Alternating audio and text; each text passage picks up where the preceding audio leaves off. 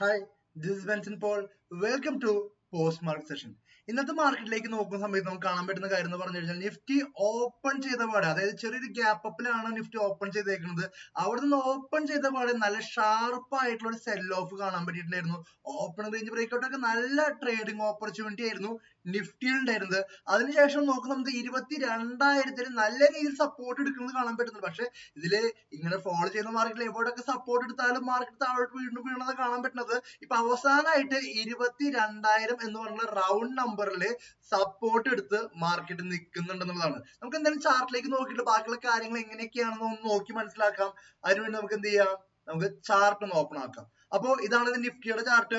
നിഫ്റ്റിയുടെ ചാർട്ട് നിങ്ങൾ നോക്കുന്ന സംബന്ധിച്ചത് കഴിഞ്ഞ വെള്ളിയാഴ്ച ദിവസം നല്ല ഷാർപ്പ് ആയിട്ടുള്ള സെൽ ഓഫിന് ശേഷം ഒന്ന് ഹോൾഡ് ചെയ്യുന്നത് കാണാൻ പറ്റിയിട്ടുണ്ടായിരുന്നു. അപ്പൊ ഞാൻ വിചാരിക്കുന്നുണ്ടായിരുന്നു നോക്കി ഇത്ര ഷാർപ്പ് ആയിട്ടുള്ള ഒരു സെൽ ഓഫ് ഒക്കെ വന്നതല്ല, അങ്ങനെയാണെന്നുണ്ടെങ്കിൽ കുറച്ചു നേരം ഇവിടെ ഹോൾഡ് ചെയ്തതിനു ശേഷമായിരിക്കും വീണ്ടും അതിന്റെ ലോ ബ്രേക്ക് ആവുക എന്നാണ് വിചാരിച്ചത്. പക്ഷെ മാർക്കറ്റിലേക്ക് നോക്കുന്ന സമയത്ത് ഇന്ന് വളരെ ഷാർപ്പ് സെൽ ഓഫ് കാണാൻ പറ്റിയിട്ടുണ്ട്. അപ്പോൾ ഇതിലേക്ക് നോക്കുന്ന സമയത്ത് എനിക്ക് അടുത്ത ദിവസത്തേക്ക് നോക്കുന്ന റേഞ്ച് ഏതായിരിക്കും, നമുക്ക് 22,000 എന്ന് പറഞ്ഞ ഒരു സപ്പോർട്ടാണ് ഇവിടെ എടുത്ത് നിൽക്കുന്നത്. അതേപോലെ തന്നെ ഒരു സെൽ ഓഫ് നടന്നിട്ടുള്ള റീജിയൻ ഏതാണ്, ഈ റീജിയൻ ആണ്, ഒരു 22,260 എന്ന് പറഞ്ഞ റീജിയൻ. അപ്പൊ ഇതാണ് മേജർ ആയിട്ടുള്ള സപ്പോർട്ട് റെസിസ്റ്റൻസ് ആയിട്ടും ഞാൻ മാർക്ക് ചെയ്യുന്നത്.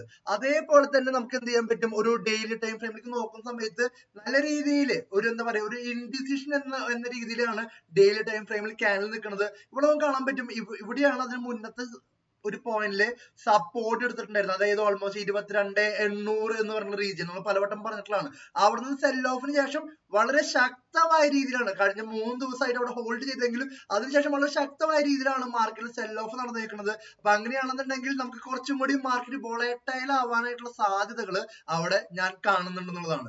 അതേപോലെ തന്നെ ബാങ്ക് നിഫ്റ്റിയിലേക്ക് നോക്കുന്ന സമയത്താണെങ്കിലും നിഫ്റ്റിയെ പോലെ തന്നെ ഓൾമോസ്റ്റ് നിഫ്റ്റിയെ പോലെ തന്നെ മൂവ് ചെയ്തേക്കുന്ന രീതിയിലാണ് ബാങ്ക് നിഫ്റ്റി കാണാൻ പറ്റുന്നതായിരിക്കും. ഇനീഷ്യലി നല്ലൊരു ബ്രേക്ക്ഔട്ട് തന്ന് താഴേക്ക് മൂവ് ചെയ്തെങ്കിലും മാർക്കറ്റ് ഹോൾഡ് ചെയ്യുന്നു. ഇവിടെ ഏത് റേഞ്ചിലാണ് ഹോൾഡ് ചെയ്തേക്കുന്നത്, നമുക്കൊക്കെ കാണാൻ പറ്റുന്നത് ഒരു 47,850 എന്ന റീജിയണില് ബാങ്ക് നിഫ്റ്റി ഹോൾഡ് ചെയ്യേക്കുന്നത്. അപ്പോ ഇതിലേക്ക് നോക്കുന്നതിന് മുന്നേ നമ്മൾ US മാർക്കറ്റ്സിൽ നോക്കുന്ന സമയത്താണ് നമ്മൾ കഴിഞ്ഞ വെള്ളിയാഴ്ച US മാർക്കറ്റ്സ് നല്ല ഗംഭീരമായിട്ട് തന്നെ റിക്കവറി നടത്തിയിട്ടുണ്ട്. കാണുന്നുണ്ടോ, നല്ല ഗംഭീരമായിട്ട് ഒരു റിക്കവറി നടത്തിയിട്ടുണ്ട്. നമുക്ക് അതിലെ നാസ്ഡാക്ക് ആണെങ്കിലും ഡൗ ജോൺസ് ആണെങ്കിലും, ഡൗ ജോൺസിൽ കാണാൻ പറ്റും എത്രയോ ദിവസം ആ റേഞ്ചിന്റെ അകത്ത് ഫോം ചെയ്തതിനു ശേഷം നല്ല ശക്തമായിട്ടുള്ള ഒരു റിക്കവറി നടന്നേക്കുന്നത്. അതിനുശേഷം S&P 500 നോക്കിയാലും അതേ രീതിയിലത്തെ റിക്കവറി കാണാൻ പറ്റുന്നുണ്ടെന്നുള്ളതാണ്. അപ്പോ അതിനുശേഷം നമുക്ക് ഇന്ത്യ വിക്സ് നോക്കുന്ന സമയത്ത് ഇന്ന് മാർക്കറ്റിൽ ഒരു സെൽ ഓഫ് നടന്നെങ്കിൽ കൂടി ഇന്ത്യ വിക്സ് ഡ്രോപ്പ് ആവണമെന്നാണ് കാണാൻ പറ്റിയേക്കുന്നത്. ഓൾമോസ്റ്റ് 13.76 ഇന്ത്യ വിക്സ് നിൽക്കുന്നത്. ഗോൾഡിലേക്ക് നോക്കുവാണെങ്കിലോ ഗോൾഡിൽ കുറെ നാളായിട്ട് റെക്കോർഡ് ഹൈസ് ബ്രേക്ക് ചെയ്ത് മേലേക്ക് പോയിക്കൊണ്ടിരിക്കുകയായിരുന്നു. അതിനുശേഷം ഇപ്പോ ഇവിടെ വീണ്ടും കുറച്ചൊരു ഓൾ ടൈം ഹൈയിൽ നിന്ന് ഒരു സെല്ലിംഗ് പ്രഷറിന് ശേഷം അത് അവിടെ ഹോൾഡ് ചെയ്യുന്നുണ്ട് എന്നുള്ളതാണ് ഗോൾഡിന്റെ കാര്യത്തിൽ നോക്കുന്നത്. അതേപോലെ തന്നെ മേജർ ആയിട്ടുള്ള ബിറ്റ്കോയിൻ ഞാൻ ഇന്നലെ നോക്കുന്ന സമയത്താണ് നല്ല ഇങ്ങനെ റേഞ്ച് ഫോം ചെയ്തിട്ടുണ്ടായിരുന്നു. ആ റേഞ്ചിൽ നിന്ന് ഷാർപ്പായിട്ട് ഒരു സെൽ ഓഫ് നടന്നിട്ട് ഇതൊക്കെ അനലൈസ് ചെയ്യുന്നത് ഡെയിലി ടൈം ഫ്രെയിമിലാണ്. അതിനുശേഷം ഇന്നലെ നോക്കുമ്പോൾ വളരെ പെട്ടെന്ന് ക്വിക്ക് ആയിട്ടുള്ള ഒരു അപ്പ് മൂവ് ബിറ്റ്കോയിനിൽ നമുക്ക് കാണാൻ പറ്റിയിട്ടുണ്ട്. അപ്പൊ ഇതൊക്കെയാണ് ഇന്നത്തെ ദിവസം മാർക്കറ്റിൽ നടന്നേക്കുന്നത്. ഇത് സെല്ലോ ബയോ റെക്കമെൻഡേഷൻ ഒന്നല്ല, ഇതൊക്കെ നിങ്ങൾക്ക് ചാർട്ടിൽ നോക്കിക്കഴിഞ്ഞാൽ കാണാൻ പറ്റുന്ന കാര്യങ്ങൾ തന്നെയാണ്.